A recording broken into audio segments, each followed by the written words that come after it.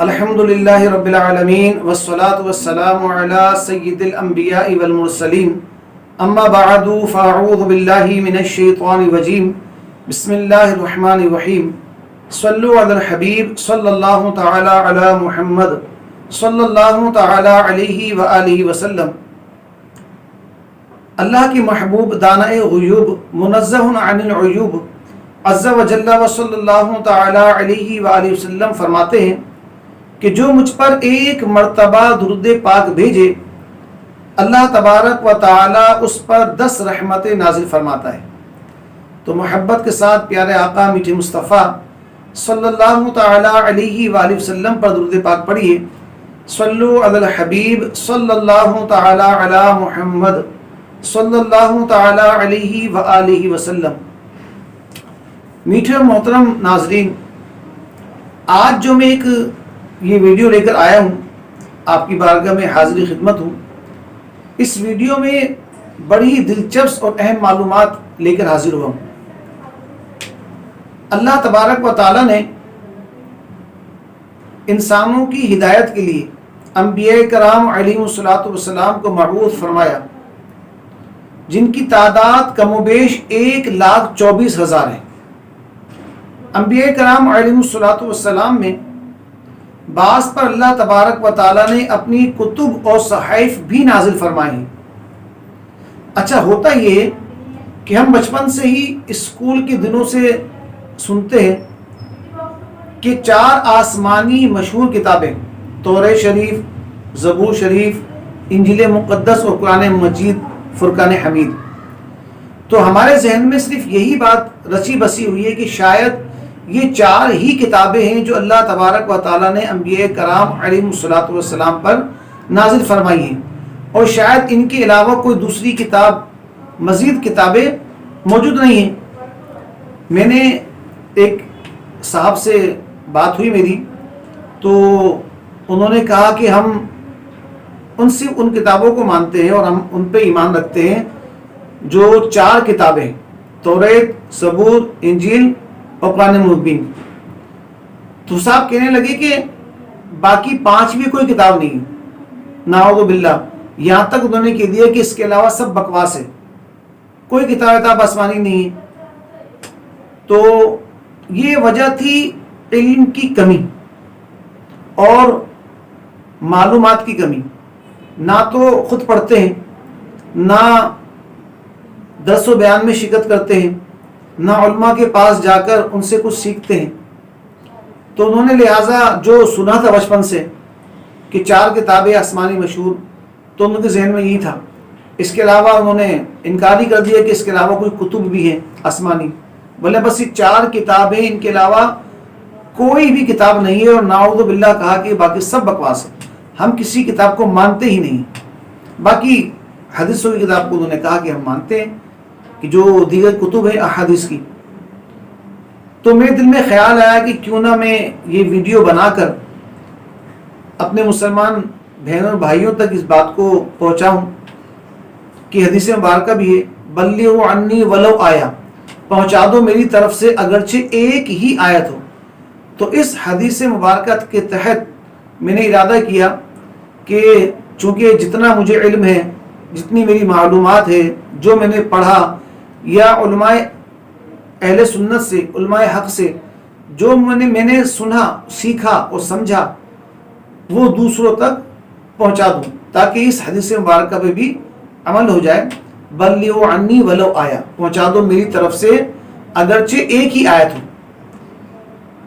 تو عرض یہ ہے کہ اللہ تبارک و تعالیٰ کی یہ صرف 4 ہی کتابیں مخصوص نہیں ہیں کہ اس کے علاوہ کوئی آسمانی کتاب ہی نہیں ہو، بلکہ اللہ تبارک و تعالیٰ نے اپنے انبیاء کرام علیہم السلام پر بعض کتب اور صحیفے بھی نازل فرمائے ہیں، جن کی تعداد 104 ہے۔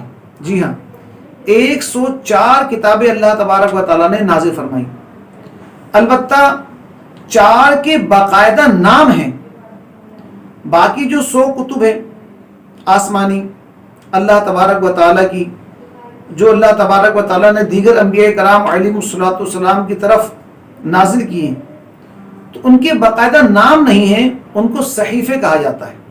انہیں صحیفے کہا جاتا ہے. تو ان کی تعداد 104 ہے.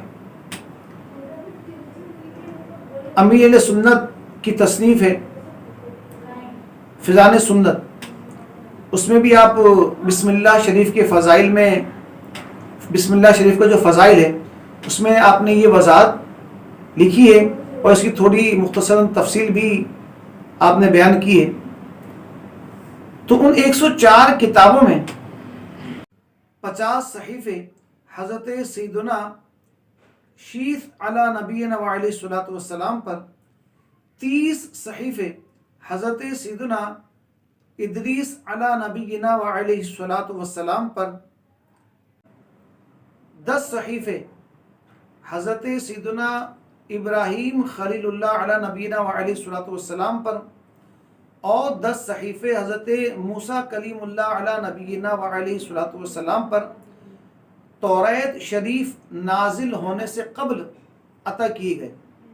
تو اس طرح یہ 100 صحائف جو ہے نازل کیے گئے.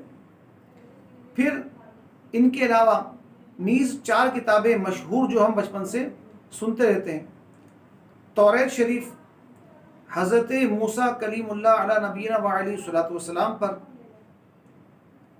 زبور شریف حضرت سیدنا داؤد علی نبینا وعلیہ الصلوۃ والسلام پر، انجیل مقدس حضرت سیدنا عیسیٰ روح اللہ علی نبینا وعلیہ الصلوۃ والسلام پر، اور قرآن مبین رحمت للعالمین ہمارے آخری نبی حضرت مولا محمد مصطفیٰ صلی اللہ تعالی علیہ وآلہ وسلم پر نازل ہوئی.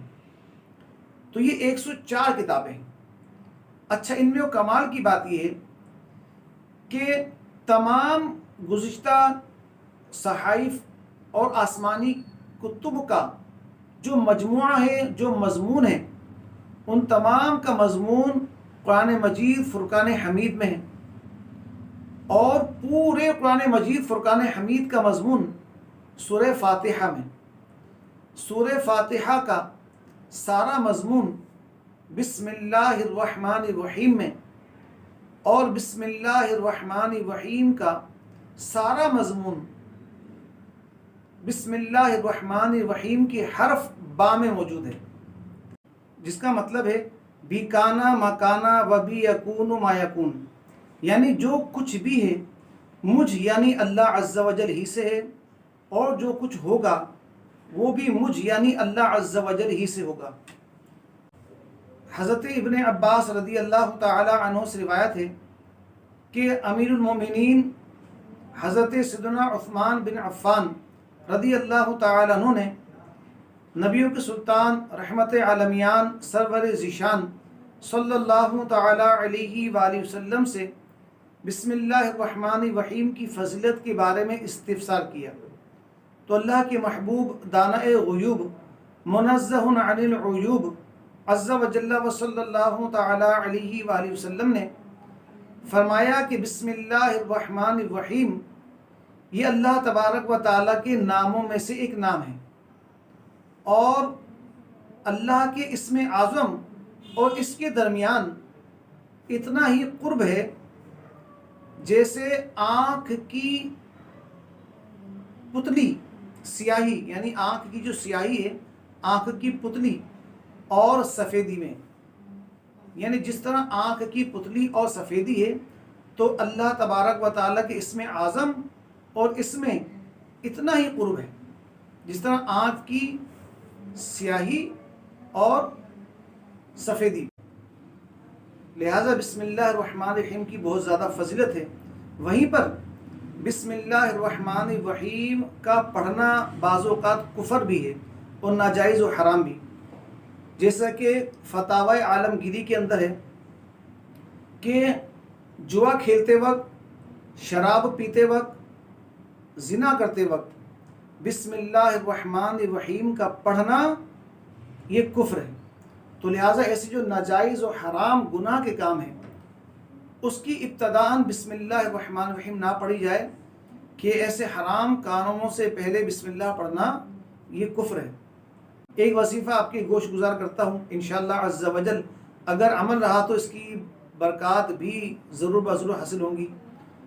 جب گھر میں داخل ہوں تو بسم اللہ الرحمن الرحیم پڑھ کر سیدھا قدم گھر کے اندر رکھیں اور پھر سلام کرتے ہوئے گھر کے اندر داخل ہو جائیں اور گھر والوں کو سلام کریں کہ السلام علیکم ورحمۃ اللہ وبرکاتہ۔ جب گھر میں کوئی موجود نہ ہو تو یوں کہیں السلام علیکہ ایہا النبی ورحمۃ اللہ وبرکاتہ، اور ایک مرتبہ سورہ اخلاص قل هو اللہ احد شریف مکمل پڑھ لیں۔